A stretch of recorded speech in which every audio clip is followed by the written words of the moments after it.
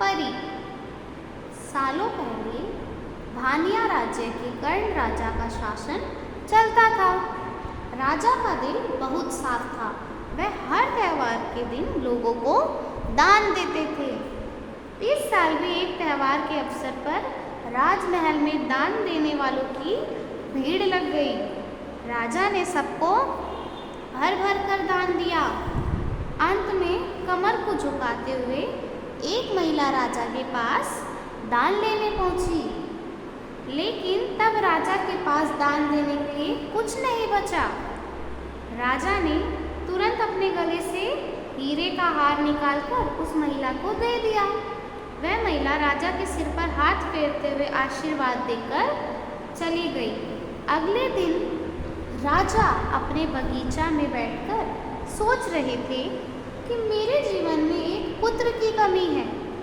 भगवान ने मुझे सब कुछ दिया है, लेकिन पुत्र सुख पता नहीं कब मिलेगा। तभी राजा की गोद में आकर एक आम गिरा। राजा इधर उधर देखने लगे। उनके मन में हुआ कि आखिर यह आम मेरी गोद में आया कैसे। तभी कुछ देर बाद उन्हें बहुत प्यारी सी परियां दिखी। उन सभी परियों में से एक नीली आंखों वाली परी राजा के सामने आई और बोलने लगी कि इस आम को अपनी पत्नी को दे देना। यह आम तुम्हें पुत्र रतन देगा।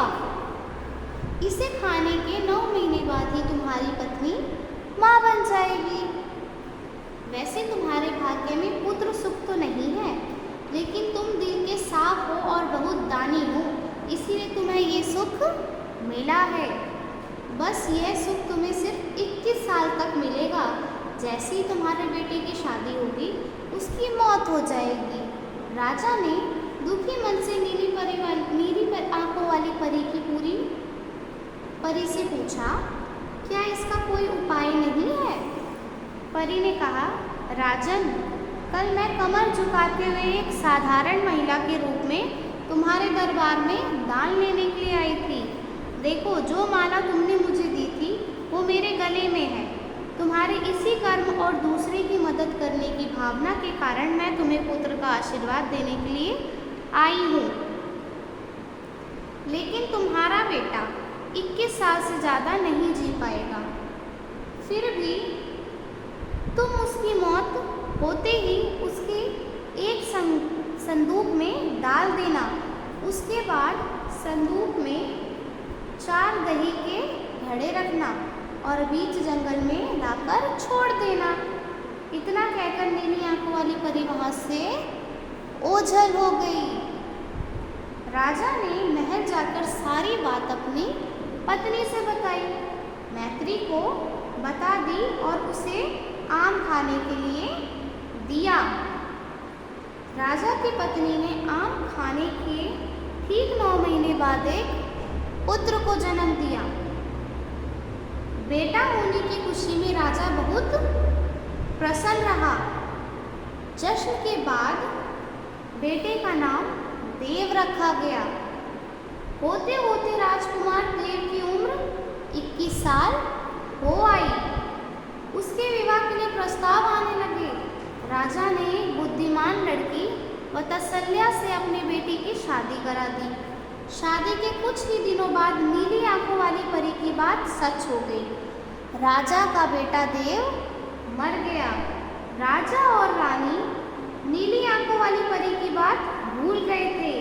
जब देव के अंतिम संस्कार के लिए राजा लोगों के साथ शमशान जा रहे थे, तो राजा को परी की बात याद आ गई।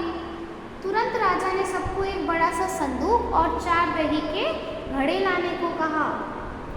संदूक आते ही राजा ने भारी मन से अपने बेटे को उसमें डाला और दही के 4 घड़े भी रख दिए। उसके बाद राजा ने अपने सैनिकों की मदद से उस घड़े को घने जंगल के बीच में रख दिया। वहाँ से लौटने के बाद राजा का मन किसी काम में नहीं लगा। कुछ समय बाद देव की पत्नी अपने मायके चली गई।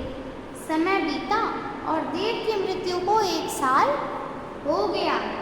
देव की पत्नी वत्सल्या के घर एक बूढ़ा आदमी खाना मांगने के लिए पहुंचा। उसने बड़े प्यार से उसे खाना खिलाया। खाना खाने के बाद उस भिखारी ने अपने हाथ धोने के लिए दूसरे हाथ की मिट्टी मुट्ठी खोली। तभी वत्सल्या ने उस मुट्ठी में अपने पति देव की सोने की चैन देखी। वत्सल्या ने तुरंत भिखारी से पूछा, आपको ये चैन कहाँ से मिली है? यह मेरे पति की है। भिखारी ने डरते हुए कहा, हाँ, मैंने ये चैन उसी संदूक में से निकाली है। वत्सल्या ने कहा, आप डरिए मत, मैं सिर्फ उस जंगल तक जाना चाहती हूँ जहाँ मेरे पति को संदूक में रखा है। भिखारी ने कहा, वह भयानक जंगल है, मैं आपको वहाँ तक नहीं ले जा पाऊँगा। आप चाहो तो मैं आपको उस संदूक से थोड़ी दूर ले जाकर छोड़ सकता हूँ। वत्सल्या तेजी से भिखारी के साथ जंगल तक पहुँची। घने जंगल से पहले ही भिखारी वहाँ से चला गया। फिर वत्सल्या अकेले अपने पति के संदूक को ढूंढने निकल पड़ी। वहाँ जाकर उसने अजीब सी चीज़ देखी। उस संदूक के पास बहुत सारी परियां थीं। वत्सल्या पेड़ के पीछे छुपकर उन्हें देखने लगी। वत्सल्या ने देखा कि सारी परियों के बीच एक नीली आंखों वाली परी आई। उसने संदूक में से लकड़ी देव के मित्र शरीर के सिर पर पास और एक पैर के पास रखी। तभी देव संदूक से बाहर निकल आया। परियों ने देव को मिठाई खिलाई और दोबारा संदूक के अंदर डालकर लकड़ियों को स्थित बदल दी। रोज रात को नीली आंखों वाली परी इसी तरह देव को संदूक से बाहर निकालती और फिर उसी में भेज देती थी। वत्सल्या डरते हुए उसी जंगल में फल खाकर 3-4 दिन से रह रही थी और ये सब देख रही थी। रोज रात को नीली आंखों वाली परी इसी तरह देव को संदूक से बाहर निकालती और उसी में भेज देती। एक दिन वत्सल्या ने भी संदूक खोलकर नीली आंखों वाली परी की तरह लकड़ी स्थित को बदल दिया। तभी देव संदूक से बाहर निकल आया। देव ने जैसे ही अपनी पत्नी को देखा, वह हैरान हो गया। देव को कुछ बोल ही रहा था कि अचानक वत्सल्या बोल पड़ी, मैं आपको इस जंगल में इस स्थिति में रहने नहीं दूंगी, आपको मेरे साथ चलना होगा। देव ने वत्सल्या को समझाते हुए कहा, मैं नीली आंखों वाली परी की वजह से ही इस दुनिया में आया हूँ। मैं उनकी आज्ञा के बिना कहीं नहीं जा सकता। तुम मेरे संदूक में रखा हुआ एक घड़ा अपने साथ लेकर मेरे राज्य चली जाओ। वहाँ चुप कर रहना। तुम्हें 9 महीने बाद एक पुत्र होगा जब मैं तुमसे मिलने आऊँगा। अब तुम लकड़ी की स्थिति बदलकर मुझे पहले की तरह संदूक में जाने दो। वत्सल्या ने अपने पति के कहे अनुसार ही किया। सबसे पहले संदूक में पति को भेजा, फिर वह दही का घड़ा लेकर रूप बदलने के बाद राजमहल पहुंची। रानी को चिट्ठी भेजकर रहने के लिए जगह मांगी। रानी ने दया करके उसे राजमहल के ही पास कमरा रहने के लिए दिया। जब रानी को पता चला कि वह गर्भवती है तो रानी उसका ख्याल भी रखने लगी। जब वत्सल्या ने बच्चे को जन्म दिया तो देव उससे मिलने के लिए आया। उस समय रानी के पास ही गुजर रही थी। उसने तुरंत अपने बेटे को पहचान लिया। रानी सीधे देव के पास पहुंची, पूछने लगी, ये तुम्हारे पत्नी है, ये तुम्हारा पुत्र है, तुम जीवित हो, अब मैं तुम्हें कहीं नहीं जाने दूंगी। देव ने कहा, माँ, मैं आपके साथ नहीं आ सकता हूँ। इसका एक ही उपाय है, आपको अपने पोते के लिए एक उत्सव रखना होगा। आप उसमें सारी परियों को बुलाइए। जब परियां आ जाए तो नीली आंखों वाली परी का बाजूबंद किसी तरह निकालकर जला दे। उसके बाद नीली आंखों वाली परी से मेरा जीवन वरदान मांग लो। इतना कहकर राजकुमार देव वहाँ से चले गए। उसकी माँ ने दुखी मन से उसे विदा किया। कुछ दिनों बाद रानी मैत्री ने अपने बेटे देव के कहे अनुसार जश्न रखवाया और सारी परियों को भी बुलाया। सभी जश्न में डूबे हुए थे। तभी रानी मैत्री को पोता रोने लगा।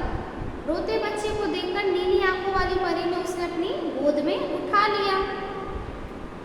तभी रानी मैत्री ने परी से कहा, देखिए ना, इसे आपका बाजूबंद पसंद आ गया है। तभी तो आपके पास आते ही इसने रोना बंद कर दिया। क्या आप कुछ देर के लिए अपना बाजूबंद खेलने के लिए दे देंगी? परी ने तुरंत अपना बाजूबंद उस बच्चे को दे दिया।